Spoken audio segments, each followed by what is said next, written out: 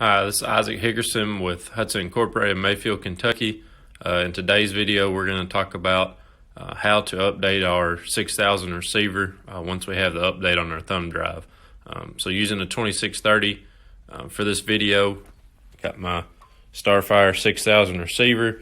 So on the bottom side of this, there'll be a cap over this, but there's a USB port there. You will take your USB with your 6000 receiver update on it and plug it into that slot, just like this right here.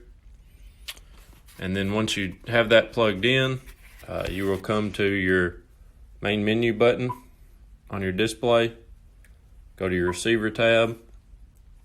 You'll see this. It'll either be labeled USB drive, or it will be a tab with a folder and an emblem of a thumb drive on it.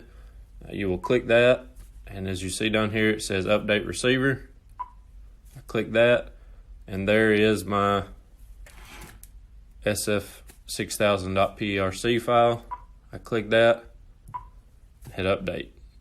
It's going to start loading that new software onto my 6000 receiver. Like I said, instead of going through our display like we did with our 3000 receiver, being able to plug into the bottom of our 6000 receiver only takes about 5 to 10 minutes compared to 25 to 30 minutes going through our display with the update. So thank you.